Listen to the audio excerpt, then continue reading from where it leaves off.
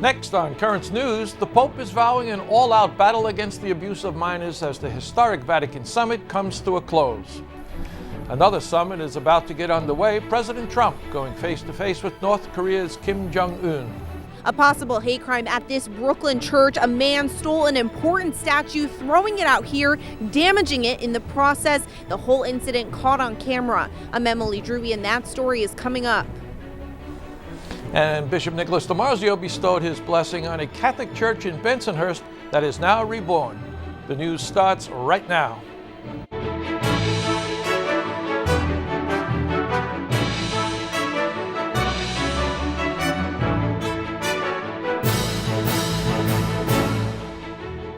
Padre, et Filio, et Spiritus Sanctus. Amen. The landmark Vatican Summit on Clergy Sex Abuse is over. The Pope is calling for a global mobilization to fight the tools of Satan. Good evening, I'm Ed Wilkinson. Liz Faublas is off.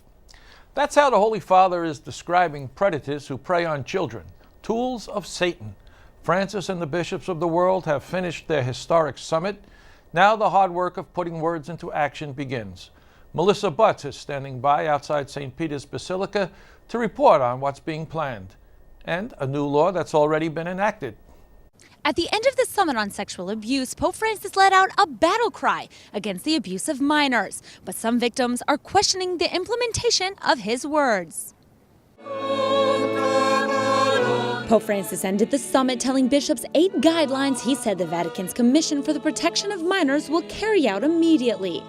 Faccio un sentito appello per la lotta a tutto campo contro gli abusi di minori nel campo sessuale come in altri campi. Norme, non solo orientamenti.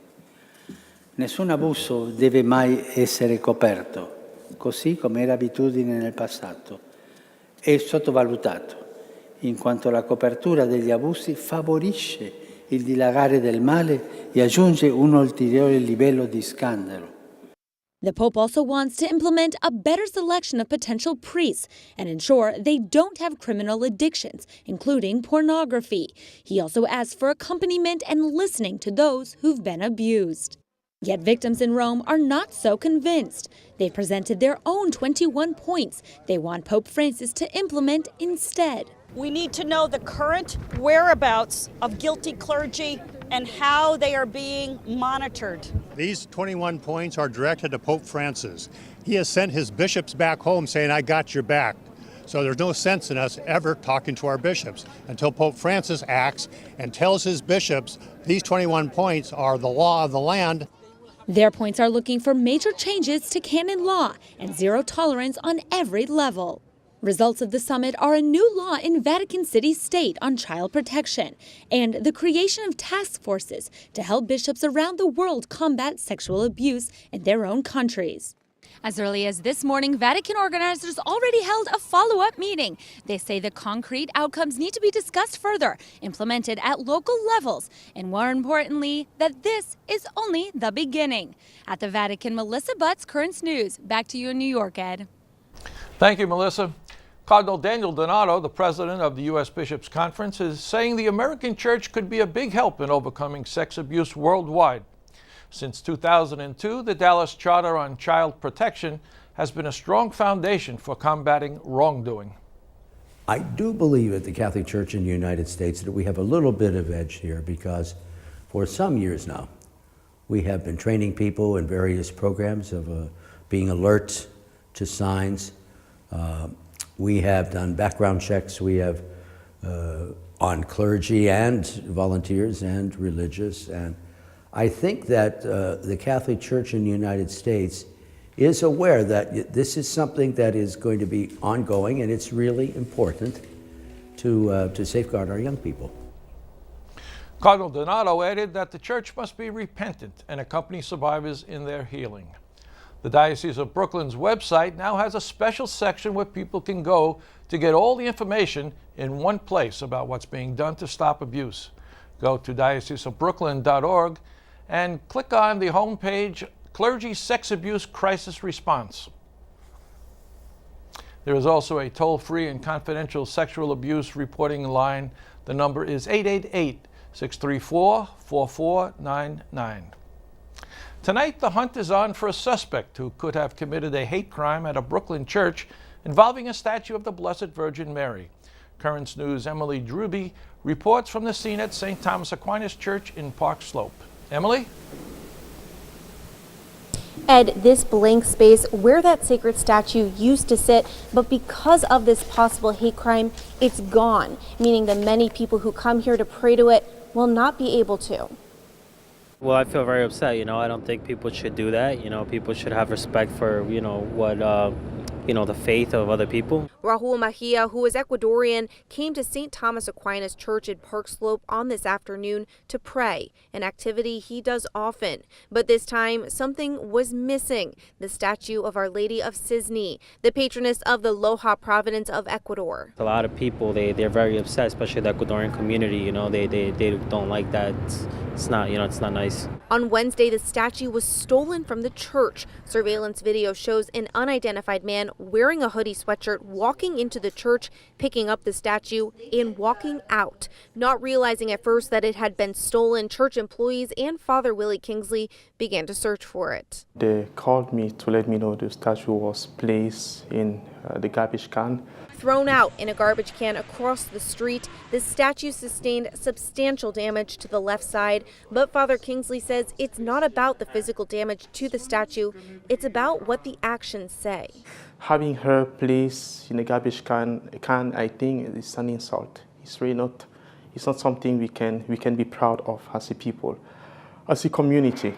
And so it was quite distressing. This is the second time the statue was stolen and thrown in the same trash can. The first time it was found quickly and not reported. Father Kingsley further explaining the importance of Our Lady of Cisne. Our Lady of Cisne represents a lot for Ecuadorians. It is really part of who they are. It is part of their faith. The NYPD Hate Crimes Task Force is investigating the incident. No one has been arrested, and the statue is being kept in the rectory for now. Church officials have not yet decided if they'll press charges if and when an arrest is made. Father Kingsley did say that the NYPD has been incredible throughout this entire experience. They've been so helpful, and they've been checking in on the church. Back to you, Ed. Thank you, Emily. The NYPD is asking for the public's help in identifying the suspect in the church vandalism. Anyone with information should contact Crime Stoppers at 800-577-TIPS or send a text to crimes, then enter tip 577. The Trump administration is being applauded tonight for taking a step towards life. The Protect Life rule issued on Friday restricts federal funding for groups such as Planned Parenthood that provide abortion referrals. Pro-life groups are praising the move. Planned Parenthood has vowed to fight the rule. President Trump is heading to a summit tonight, a face-to-face meeting with North Korea's Kim Jong Un in Vietnam. Mary Maloney has the latest on the high stakes in Hanoi. It's round two for high-wire nuclear talks between the U.S. and North Korea. We want denuclearization. President Trump is traveling to Hanoi, Vietnam, where he will sit down with Kim Jong Un this week. I think we can have a very good summit. I think we'll have a very tremendous summit. Their first meeting in Singapore 8 months ago, a diplomatic milestone. But their agreement was short on specifics, with vague pledges of nuclear disarmament. Since then, new satellite images revealed North Korea has significantly expanded a key long-range missile base. And according to a confidential United Nations report, its nuclear arsenal remains intact. Do you think North Korea remains a nuclear threat? Yes.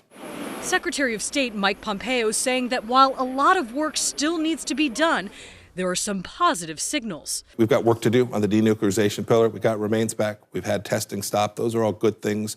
Tension along the border is reduced. So what will their second summit yield? That's still being worked out.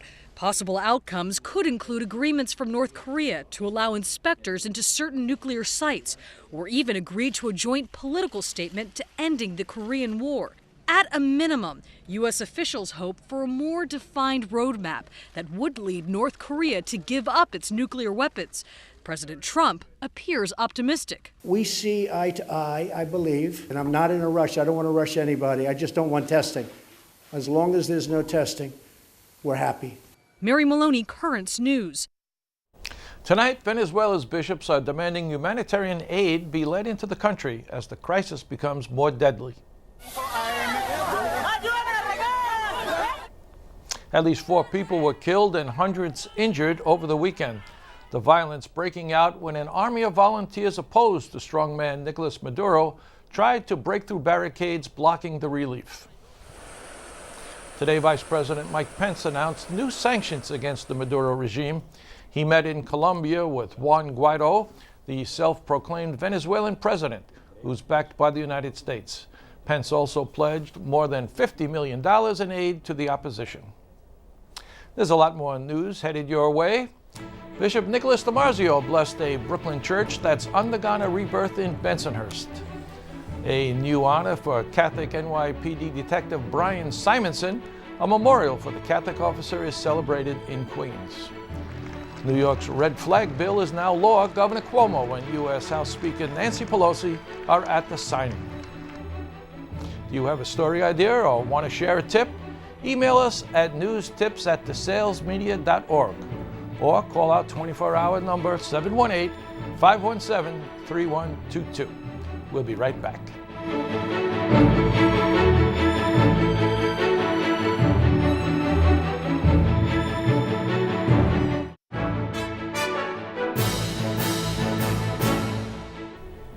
Updating our top story, the Vatican's historic summit to battle back against clergy sex abuse is over, and new actions are underway. The Pope called predators of children tools of Satan and vowed they would face the wrath of God. A new law protecting children is already on the books in the Vatican City State. This historic summit will have a huge impact for the Catholic Church, and here to help us delve deeper into that is Father Gerald Murray, pastor of the Church of the Holy Family in Manhattan and an expert commentator on radio and television. Father Murray, good to see you again. Thank you, Ed. Good to be with you. Always good to be with you. Now, the Holy Father in the beginning of the summit seemed to say that what we need is the faithful is looking for some concrete action on this. And by the end of the 4 days, there didn't seem to be many concrete things coming out of this thing. I think you're right, Ed. People were expecting when the Pope did bring up the need for concrete action that at the end he would identify some concrete actions. Mm-hmm. He did give some general indications. He gave some points for reference. But the speech was very short on specifics and kind of large on general global analysis. And that was disappointing because the Pope and Pope alone has the power to enact laws that will affect the entire church and establish a standard of justice. Mm-hmm. He also has the right and the power to compel bishops to fulfill their roles. One thing that may have come out of this, though, is that there seems to have been a feeling at the Vatican or among the world's bishops that this was an American problem. Mm-hmm. And this seemed to speak more of a global problem. Do you think that came across? It's certainly, having all the bishops from the world there makes it quite clear that this is a problem in every country and every diocese. I think they recognize, following on revelations in Chile, we've had a crisis in both Germany, France, other countries in Europe.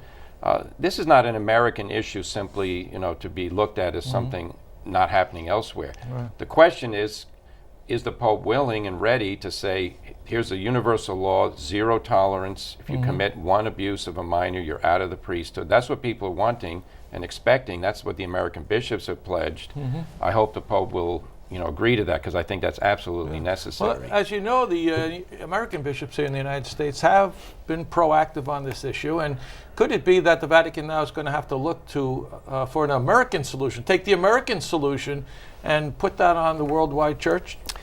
We can hope so, in the sense not that we're just proud to be Americans, but that we're proud that we take this thing seriously, and that there's a large outrage among the clergy and the laity in general about how priests have been protected by some bishops.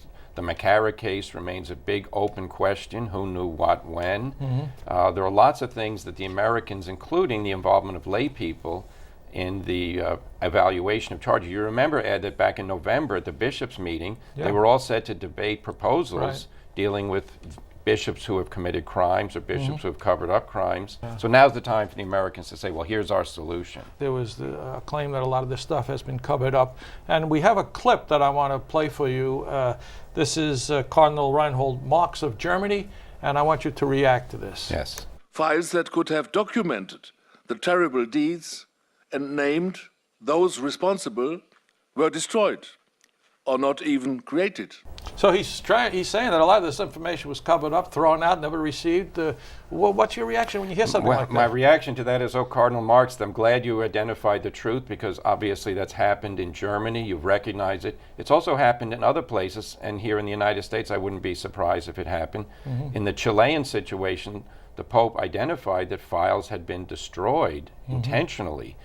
Now, when you identify that the people responsible for enforcing the Church's law are in fact violating it themselves by destroying evidence or not creating it, we just can't sit back and say, oh, now we know that, what are we going to do? Who are those people who destroyed files? If they're still in office, they need to be removed. Right. And there has to be clear guidelines in the future. Father Murray, what do you think the summit achieved? I think it's successful in the sense that the issue is being dealt with to a degree by the Vatican and the world's bishops. Father Murray, always great to be with you. Great insights. Thank you, Ed. On Saturday, a fallen hero was remembered in the Queens community he protected and served for most of his police career. Currents News' Katie Engesser reports on the memorial to Catholic detective Brian Simonson. The Son, and the Holy Spirit. Amen. The 102nd Precinct in Queens turned to prayer to remember a colleague they loved so well. It's been difficult especially in the 102. The officers gathered at Holy Child Jesus Church in Richmond Hill Saturday to honor Detective Brian Simonson. The Catholic NYPD veteran died in the line of duty on February 12th, responding to reports of an armed robbery in the neighborhood. When he arrived on the scene, bullets started flying, and the detective was cut down by friendly fire. Amazing grace. A massive Christian burial was celebrated for Simonson in his home parish of St. Rosalie Church in Hampton Bays, Long Island on Wednesday. In Richmond Hill, the people he served and protected for nearly his entire police career wanted to honor the man who was nicknamed Smiles. Detective Simonson was killed in the line of duty on Tuesday. On Wednesday, we arrived with some food to the precinct. It was there that one of the officers told me, "Father, thanks for the food, but we need flowers, we need candles, we need balloons." Then a heartfelt response from its youngest parishioners. The students from Holy Child Jesus Catholic Academy drawing cards of condolences and hand-delivering them to the 102. Honestly, it's just a wonderful thing to have the support of the community. All the love is greatly appreciated at this difficult time. Now parishioners joined police officers to remember their hero and offer a blessing to their protectors and pray for every officer who serves. We just got to stay strong and pray every day that everything goes well and we get to go home. In Richmond Hill, Katie Engesser, Currents News. Bishop Nicholas DiMarzio led the celebration of the newly renovated Church of Saint Dominic in Bensonhurst, Brooklyn. He blessed the building and rededicated the altar. The work was done to permanently divide the worship space of the church from the social space of the auditorium. We are here blessing the renovated church, especially a new altar, which we will consecrate today. The people are very happy.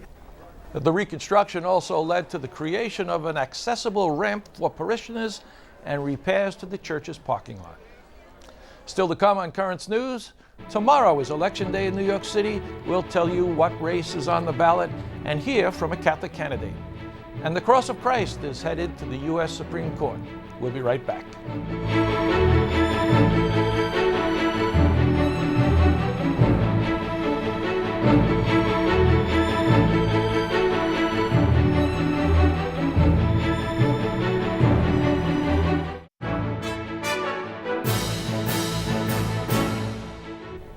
Tonight, the red flag bill is the law in New York State. Governor Andrew Cuomo, with House Speaker Nancy Pelosi at his side, signed the legislation. The bill would allow a court to block someone from getting a gun if they're showing red flags like violent behavior. Tomorrow is a special election day here in New York City. On the ballot, the job of public advocate. Currents News anchor Liz Faublas spoke with one candidate that Catholics could be interested in, Eric Ulrich. She asked him about the job. Well, the public advocate, Liz, is the second highest elected official in the city of New York. It's right under the mayor. It's sort of like being vice president. If for whatever reason the mayor is incapacitated or no longer the mayor, the public advocate would take over the city of New York, running the day-to-day affairs of the city. The public advocate is someone who's supposed to be an ombudsman, an advocate for New Yorkers. And this is a very unique election because it's a nonpartisan special election. In other words, when people go to vote tomorrow, there will be no Democrats or Republicans on the ballot. They'll see 17 different names on the ballot, and whoever gets the most votes wins. It's not like a primary where you have to get 40% of the vote. The winner doesn't even have to get 51% of the vote. It literally is whoever gets the most votes wins. An election like this, anything can happen, and every vote counts. It's a diverse city. It's a city that is not without its problems. It has a lot of good, but it also has some issues. Why do you want a job that could be so challenging? I think that if there ever was a time to have someone to stand up to Mayor de Blasio, I don't want to talk bad about him on Catholic television, but the mayor right now spends more time out of the city than he does in the city of New York. And we have so many problems in NYCHA. We have so many problems with our public transportation system. We have a skyrocketing homelessness crisis population in our city right now. And the mayor is spending more and more time raising his national profile and running for president possibly, and less time actually tending to the day-to-day affairs of the city, that there is a need for a strong public advocate right now to kind of reel the mayor back in and say, hey mayor, we need you back in the city addressing the problems and the things that you're supposed to be taking care of. Something that you're very proud of. You're a devout Catholic. I am a very devout Catholic. Yeah. I am a graduate of Catholic schools. I grew up in Ozone Park, Nativity of the Blessed Virgin Mary. I think the Catholic Church has done so much good in the diocese, and I want to continue to support them in whatever way I can. All that being said, why should Catholics vote for you? What will you bring to the table with regard to the Catholic needs? Well, I think that having someone in public office who's not afraid to talk about the role of religion and the role that faith plays in their lives,